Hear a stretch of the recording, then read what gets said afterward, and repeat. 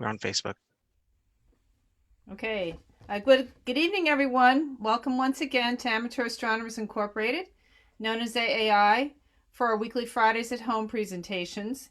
AAI makes its home at the William Miller Sperry Observatory on the campus of Union County College in Cranford, New Jersey. And since the observatory is closed at this time, we're holding our weekly presentations online. And our presenter this evening is AAI member Aaron Zuckerman. Aaron is a longtime member of AAI, and he can operate the 24-inch telescope that we have at Sperry Observatory. He's our current president of AAI, and he's given many presentations at AAI. So the title of his presentation this evening is Eyepieces and Accessories. And with that, Aaron, please begin. Thanks, Mayor.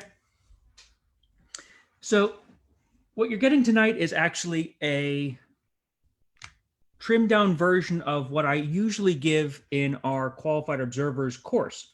So Mary told you that I am trained to operate the 24-inch telescope.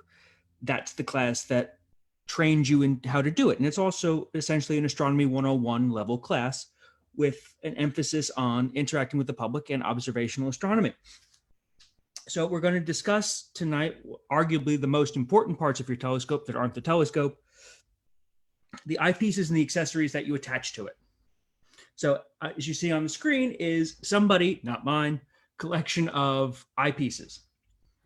Do not worry, you do not need this many, nor do you need this many. But let's take a look at what we have here. It looks like a jumbled mess of confusing things if you don't know what is what. But if we look over here, these are homemade. So don't worry about those. This is one type. This is another type. This is from another set. This is from another set. This is from another set. This is a different set. You get the idea. There's a lot of duplicates. This is someone who's obviously an eyepiece collector, as well as someone who does a fair share of observing. Note over here in the corner, what looks like a pair of binoculars is not. This is a pair of binoculars. This is actually what we call a bino viewer. So you stick it in the telescope where your eyepiece would normally go. There's lots of glass, and then you have two matched eyepieces that give you a false binocular view. Essentially, you get to use both eyes instead of one, so your brain has more information to pick out faint fuzzy stuff. I highly recommend them. Now, we're looking at eyepieces of there are different sets.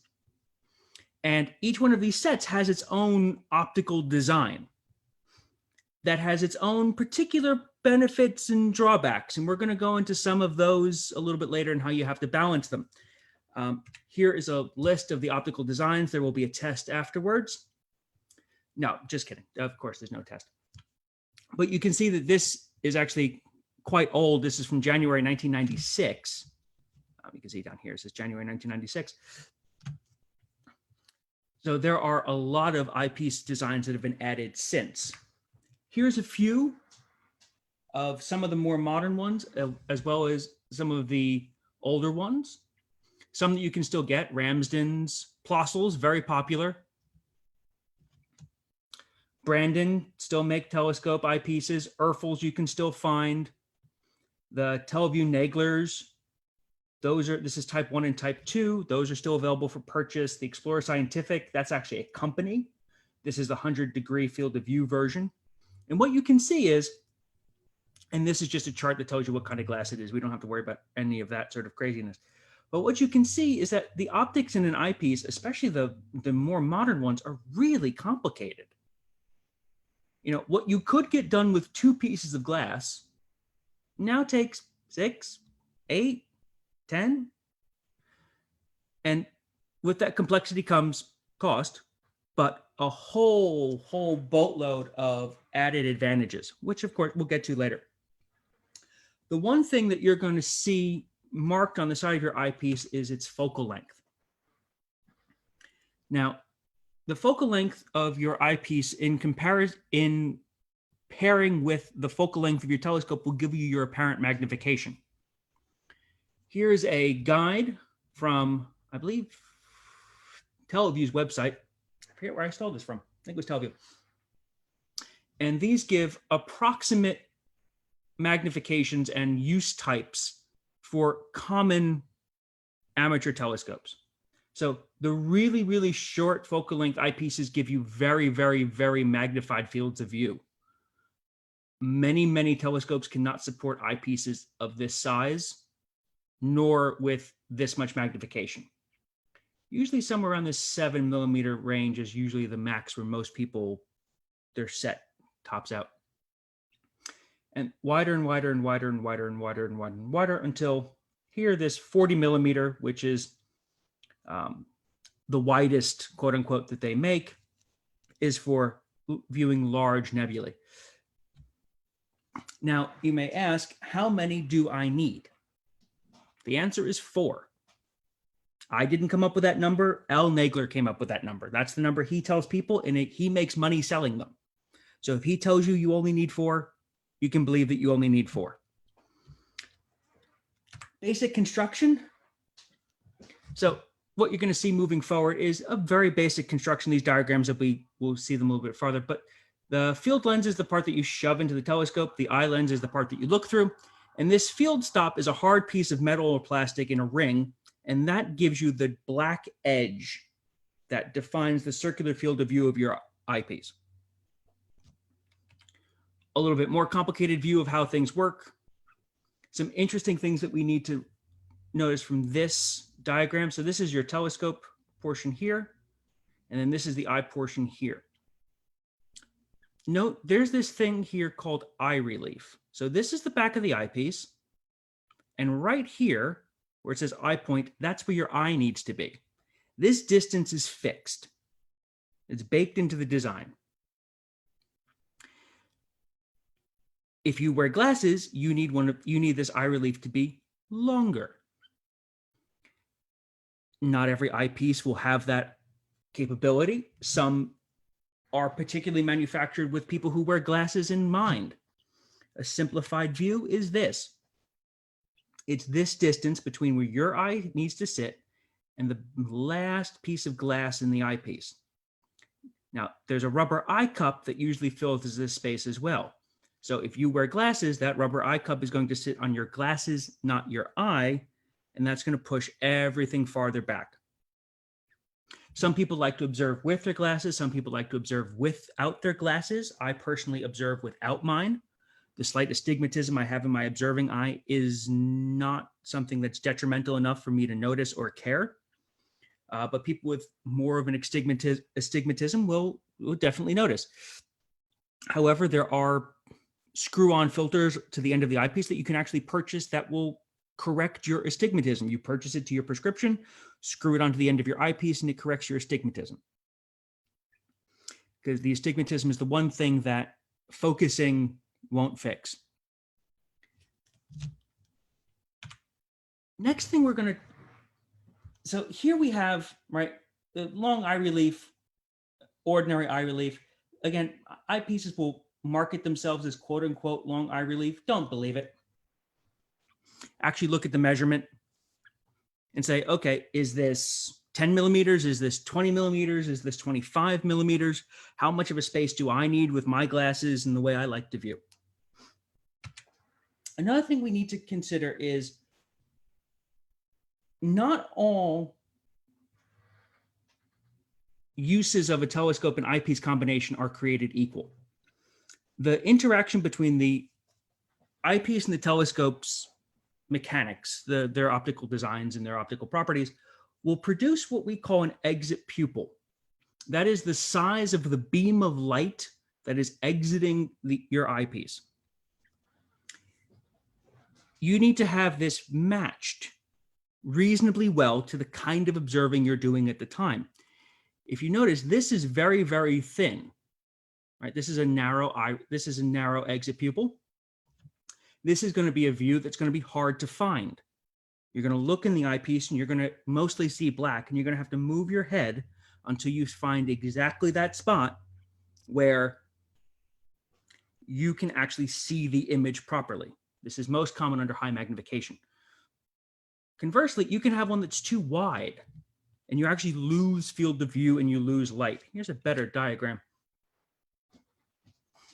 So your pupils will dilate. The older you are, the less they dilate and the longer they take to get there. But you can see how in this 2 millimeter exit pupil example, this person's not dilated. And it doesn't matter. They're actually not losing anything. This larger dilation of their eye in this 2 millimeter exit pupil actually might make the observing a little less comfortable. Conversely, if you have a larger exit pupil or a larger straw with which you can look at light through, and you're not dilated, you're going to be missing out on light. You're going to be missing out on brightness. Another thing that we need to consider is the field of view of the eyepiece itself. We'll go to this one. Here's an example of two images that are exactly the same magnification. So these two eyepieces would be of the exact same focal length on the exact same telescope. So the magnification isn't changed. What's changed is the apparent field of view of the eyepiece itself. Some optical designs offer a larger apparent field of view. So when you look in, the window that you see is larger. A narrow field of view, you'll actually see the black ring of that field stop we talked about. So when you look in, this is going to be black, black, black, black, black image. This is going to be just image. You can gain field of view, actual field of view of an object, and not have to sacrifice magnification. Here's a comparison. Low magnification with a large apparent field of view. High magnification with a large apparent field of view. And notice you can actually see the same amount in these two instances. So low power and a small apparent field of view, or high power and a large apparent field of view. No points to those who can say that, yeah, this is going to give you the best viewing experience for things that are large. If you're looking at a planet, it doesn't matter.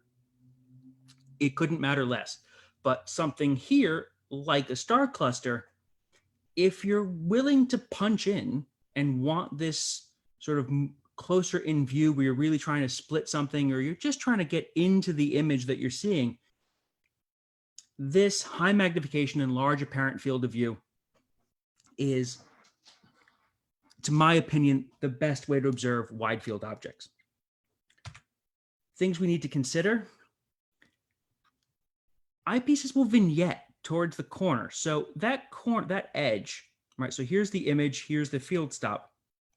It's not perfectly bright all the way to that field stop. It gets dimmer as it goes. And that's because as you look down, you're actually, some of the light's being cut off by the field stop. So even though you can see that part of the image, it's not as bright as it should be. So even though the numbers may say, oh yeah, I can fit this object in this eyepiece, this magnification, and this apparent field of view, barely. But why do the edges look dark? Why does the nebulosity seem to fall away and just sort of vanish towards the edges? That's why. How do they do this? They cheat, essentially. So what they do is there's just this one lens here that's actually in front of the plane of focus that starts bending the light outwards before the eyepiece does the job of actually bringing it into form an image. This is how they can get 70-degree apparent field of views, 100-degree apparent field of views, 120-degree apparent field of views. And what that means is that 70 degrees, if you look straight into the eyepiece, you would have 70 degrees of left and right motion before you got to that hard field stop. 50 degrees is there, 50 degrees, you're missing 20 degrees of field of view. Let's do some comparisons. This is a lovely chart that TelView has on their website to give you an idea of what you can actually expect from their eyepieces in the field. So this is done for a 1500 millimeter focal length, 304 millimeter aperture telescope. Their design that has the widest, right, the longest focal length, which means, remember, that's the lowest magnification, actually doesn't have it has the same true field of view as this one that's at much higher magnification. So this 55 will give you a 27.3 times magnification and a 92 yard field of view at whatever they measure it by.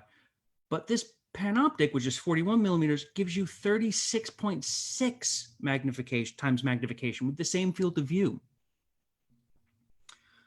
That's because this Plössl is an older design. The Panoptic is much newer.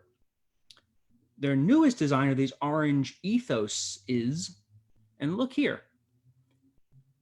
Almost the same field of view, but almost 30% more magnification. And I've compared these two, this pair of eyepieces, and I can tell you without a shadow of a doubt, this is much better to view through. So here's just some of those designs. The Panoptic, I'm going to use all of the Telview branded names for these designs just to make it easier. So that's a 68-degree apparent field of view. This Ethos is their 100-degree apparent field of view. And notice, something I want to show you. This pink dot. So your eye is here, and this pink dot represents where you think the image is. So that's where, if you were asked to ask your brain, where do you think that nebula is, it would be here. Notice on this eyepiece, it's farther in. Now, what effect does that give? That gives what Telview would call the Porthole Experience. When you look at an image created by a telescope and an eyepiece combination, it can appear flat, like you're looking at a picture hung on a wall. Nothing wrong with that. Or it could look like you're looking out of the porthole of a ship, where you can almost feel a depth to it. It's really esoteric to try to explain. You have to just go back and forth with one to really know what you're getting on about. And that's also made larger by the fact that this is a 100-degree apparent field of view, which is actually larger than your eyes can see at once.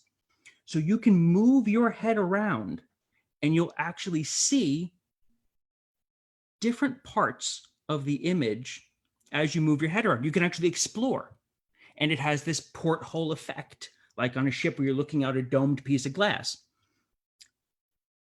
They spent a lot of time working on that to get it that way. And here again, this is just their set. I'm not paid or endorsed by Telview. I just like their products. And it makes life easier to have names for things than just saying 68-degree field of view or 100-degree field of view. And more designs. So here are some math. I'm sorry, but we couldn't get through a talk without math. These are the calculations you will need to understand what an eyepiece and telescope combination is going to do for you. And it's important to point out that an eyepiece that works great on my C8 is not going to work so great on your C14. It's going to do something very, very different. An eyepiece that works magnificently on your 20-inch f3 Dobsonian is not going to do so well on your f15 refractor, right? They're going to do different things. So magnification, telescope focal length divided by eyepiece focal length is the usual way that you do that. The exit pupil, or the size of that straw that you look through, the one I usually find myself going to is the calculation, the eyepiece focal length divided by the telescope f-stop. And the true field of view is the eyepiece field stop size divided by the telescope focal length times 57.3 degrees. I use this one. It's the eyepiece's apparent field of view times divided by its magnification. So that's how much sky will I see. So a 100-degree eyepiece at 100 power will see 1 degree of arc of an object.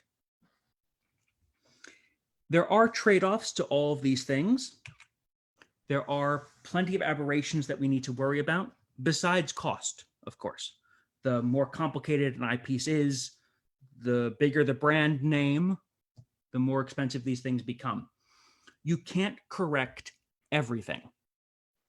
So the designers have to choose what they do and do not correct.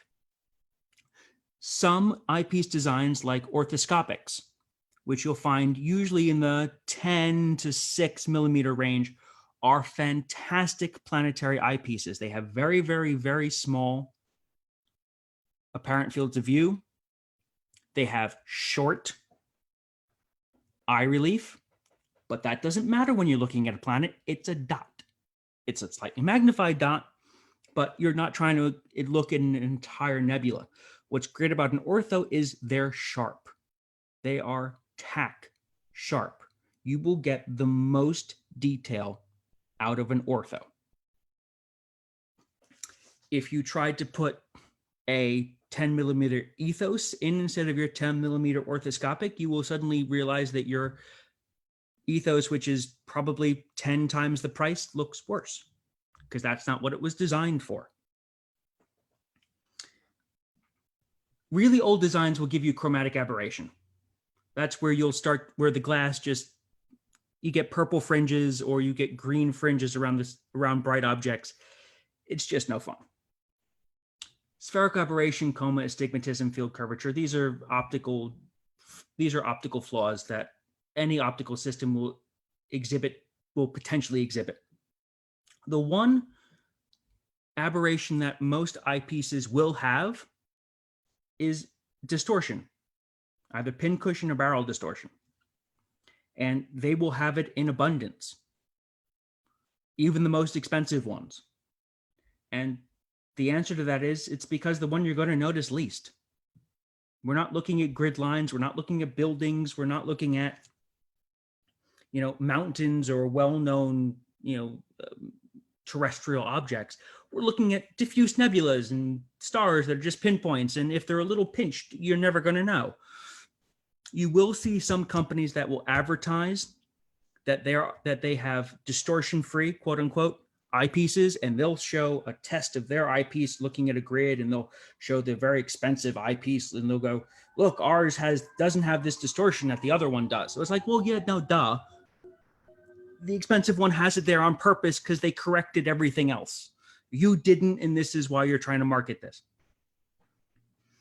So eyepieces, you need to match them to your telescope. Sit down with somebody, if you're new, who's been observing for a while, and tell them what you like to observe, what your telescope is, what your budget is, and someone can sit down and give you 4 eyepieces that will put you in the right direction.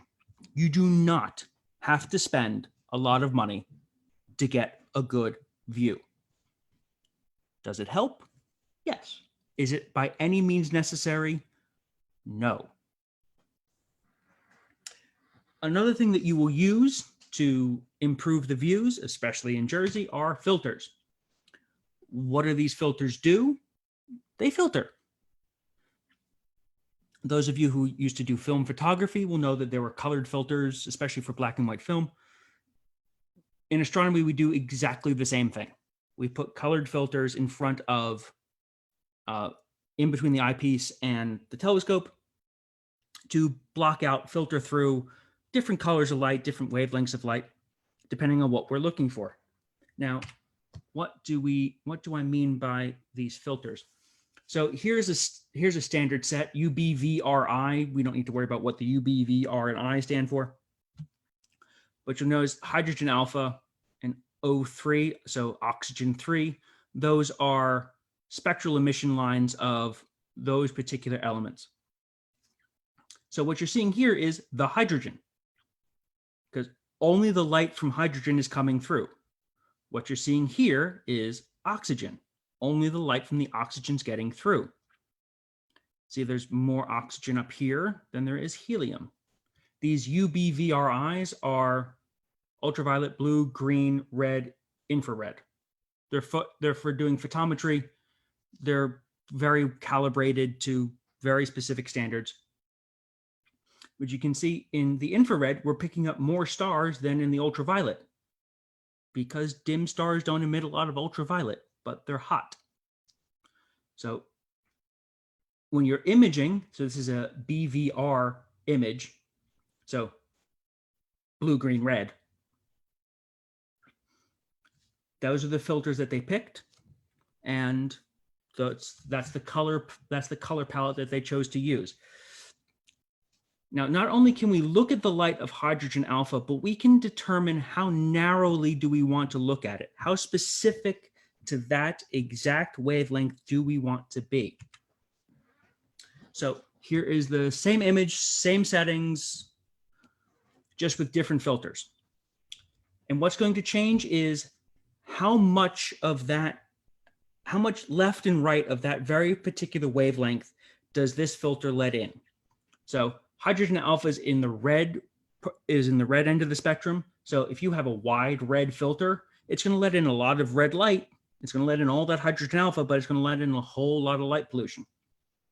A narrow, quote unquote, red filter, so not specifically tuned to hydrogen alpha, will do better. And then as you get farther and farther down, so 9 nanometers, 6 nanometer, 4 nanometer, these are getting tighter and tighter and tighter onto just hydrogen alpha. These three are imaging only. They are so dim because they let in so little light that these are for cameras only. What good are all these filters? Well, the Hubble Space Telescope, does not take color pictures. The camera and all of your scientific and astronomical deep space cameras are black and white. They do not capture any color data at all. So you have to put a filter in front of it for you to get a very specific wavelength so you can assign a color to it later. The three that are most commonly used are oxygen 3, hydrogen alpha, and sulfur 2. These three wavelengths are imaged, and then they're assigned colors to make a color image: red, green, and blue. Notice they're not red, green, and blue. Two are red and one's kind of blue-green. So what do? They say, okay, well, this is the reddest. We're going to call that red. This is the one in the middle. We're going to call that green. This is the one that's bluest. We're going to call it blue. This is what's known as false color imaging. We can do exactly similar things when we observe. You can have filters that you observe in that are in oxygen 3. They're wide, they're broad oxygen 3. They're not imaging filters, but it will cut out most of the light pollution and leave you with just the light of the oxygen. And here's another one that you sometimes see. This is hydrogen alpha, oxygen 3, and hydrogen beta. Don't worry about what each of the hydrogen alpha, hydrogen beta are. Just know that they're different they're different wavelengths that are emitted by hydrogen. So they're specific to hydrogen, which is abundant in the universe, thankfully. And when you combine, if you're imaging, you would say, okay, well, here's my combined hydrogen beta oxygen 3 data set. Here's my hydrogen alpha. I'm going to call that blue, that red. Because remember, these images aren't blue and they're not red. They're black and white. What the camera captured was black and white. Software colored this blue later. Software colored this red later. And then software glued it all together to make this bluey, pinkish, false color image.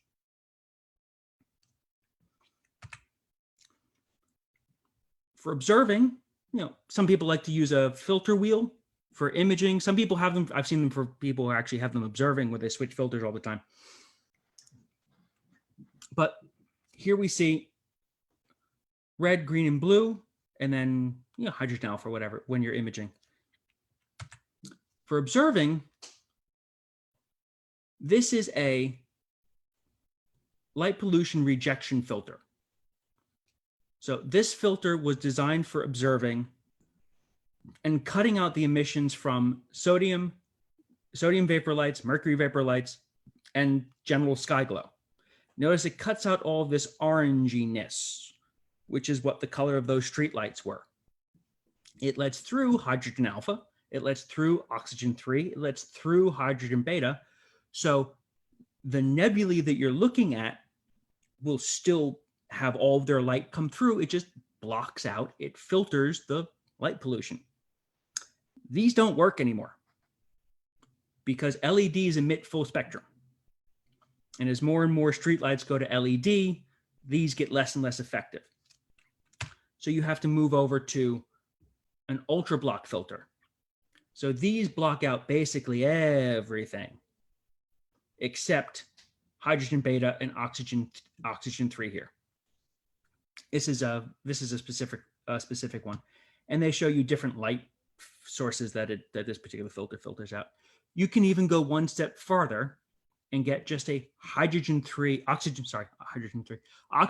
filter. Now it is going to make your images slightly dimmer, but they're going to be more contrasty. So they'll be less bright, but they'll be higher detail. And green. They will be green. Don't worry about them being green. That's not the color they are anyway. So all you would see is gray. Don't worry about it. Similarly, color filters on planets. A lot of people love a blue filter on Jupiter. It gives it a weird color because it's a blue filter on an orange planet. That's kind of a weird look, but ignore the color, look at the detail, because that's what it brings out. Solar filters, do not buy this one. If you act, this is what used to come with old telescopes in the 60s and 70s. This is a 0.965 inch filter for 0.965 inch eyepieces that came with telescopes. Do not use it. If you find one, throw it out. Break it first, then throw it out just to make sure.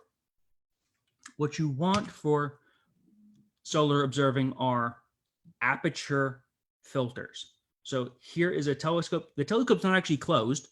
It just has a stop-down aperture with, in this case, a Mylar solar filter. Now, what's nice about the sun is it's really, really bright. So we don't have to worry about having a large telescope to view. We can have a very, very small aperture and still get a more than bright enough image. So only buy reputable, high quality solar filters from a reputable dealer. When you get them, test them every time you go out and use them. So before you put it on the telescope, hold it up to the sun and see if there's any light coming through. If there's any light coming through, it's time to get a new filter. They come in different varieties of film or mirror-coated glass. Some people use welding glass as a solar filter. Check with your local astronomy dealer for what they recommend. Also, neutral density filters. This may seem counterintuitive that you would want to put a filter on your telescope that makes things darker, but sometimes stuff is really bright. You can only observe the moon at 150 something power on an 8-inch telescope unfiltered for so long. It's really bright. It's painfully bright. So for an instance like that, we'll use a neutral density filter. Note, neutral density filters are not for solar observing. These are set neutral densities. You can get variable neutral density filters, which are convenient, but lower quality. They're inevitably lower quality. Just buyer beware. Eyepiece sizes. They come in a variety of sizes. Now, what you see here is your standard 1.25" and 2-inch eyepieces. And this is you can actually buy this one. It's a 3-inch diameter eyepiece that's designed for large telescopes. For most people and most observing, 1.25 is probably fine. And then 1-2-inch eyepiece for wide field viewing. That's it. Don't worry about if my telescope can accept 3-inch eyepieces. Don't worry about it. They do come larger. I just like to put these in just for a size comparison. These are observatory grade eyepieces. They're designed for giant telescopes. And yes, people do put eyepieces on very, very large telescopes. I know if I was operating a 50-inch telescope at a remote observatory up on a mountain somewhere where it's dark, I would want a giant 4-inch eyepiece to put in the barrel. I don't know about you guys. So in closing, what can we take away?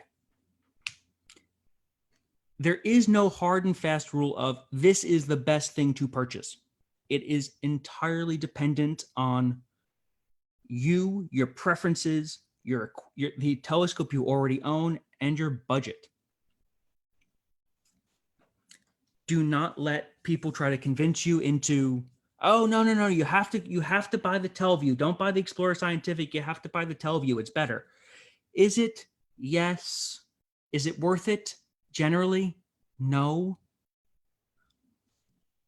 Can you tell the difference if you swap them back and forth, one for the other, doing a blind test? Yes, I've done it. Was there a difference? Yeah. Is it worth an extra $300?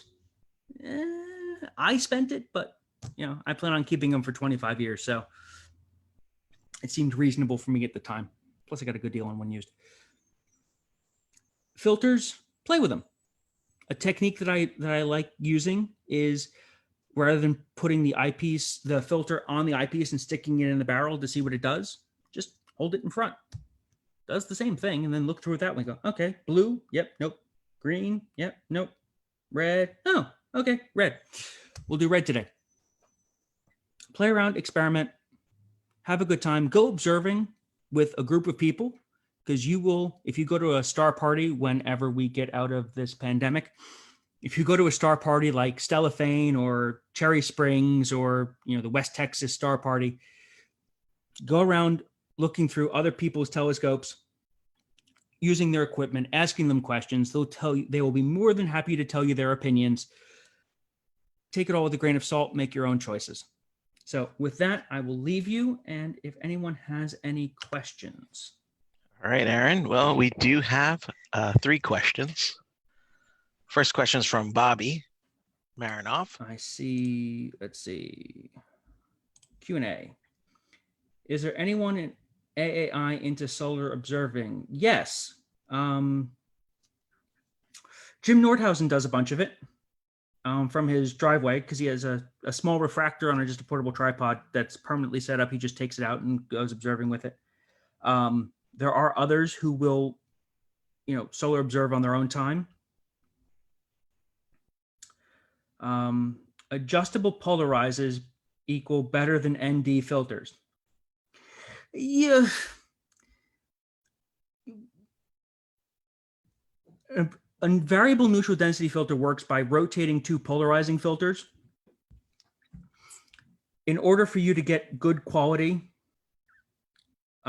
variable neutral density filters, they have to use 2 high quality polarizing filters, which is expensive. And they still tend to leave a bit of a color cast. Not that neutral density filters don't, but dollar for dollar, a set of dedicated neutral density filters in set strengths will be more color accurate or give you less of a color cast if that matters to you.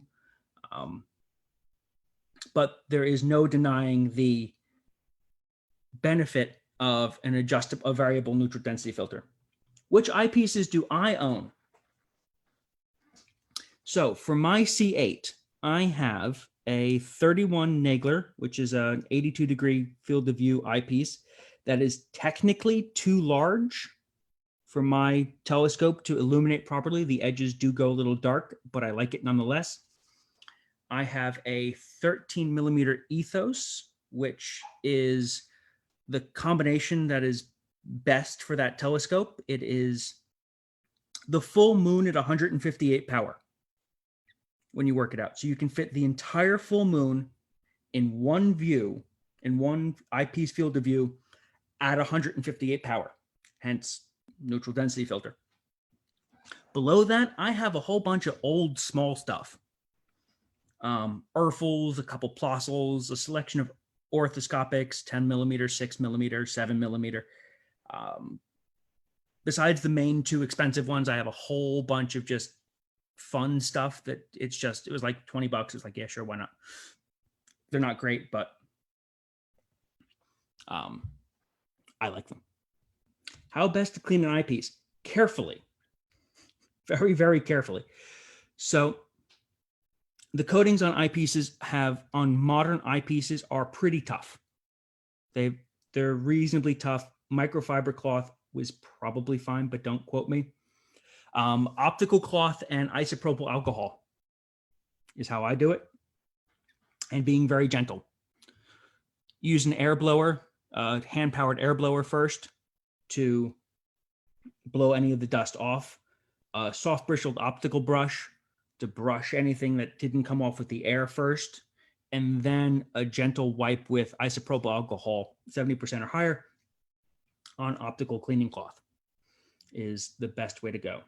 And thank you, Nancy. Yes, normally, it's been so long since we've done it, I totally forgot. The club does, I'm surprised Bob didn't yell at me already. The club does, in the spring and through summer, solar observing on Saturdays at the Trailside Nature and Science Museum up at the Watchung Reservation. So if you're interested in solar observing, that is a club-provided telescope open to the public up at Trailside. Rate our eyepieces on for the 24-inch. Well used, or should I say well loved. We've purchased, good quality eyepieces for the 24-inch telescope. They just get abused.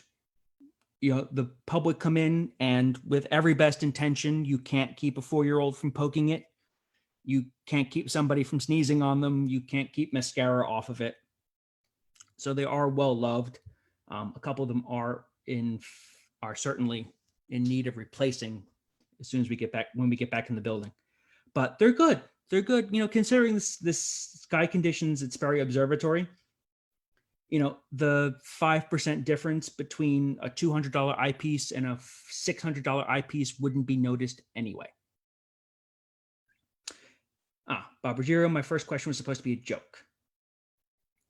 Thanks, Bob. Yeah, I thought you knew more about variable neutral density filters than that. Do zoom eyepieces work? They do work. They do. There are a couple zoom eyepieces that are available. They're always in short focal lengths for planetary observing, just because of the complexity of optical designs of making something zoom at a wide field of view and a long focal length. They're not fantastic. You exchange quality for convenience. But if you like to switch back and forth from high power to low power, you just like bouncing around the moon, looking at from crater to crater, the difference between 6 millimeters and 12, they work. They're wonderful. They're also excellent for public outreach because you can go, here, look, zoom in, and kids love it. So I believe that is all the questions. I'll be staying on a little bit afterwards.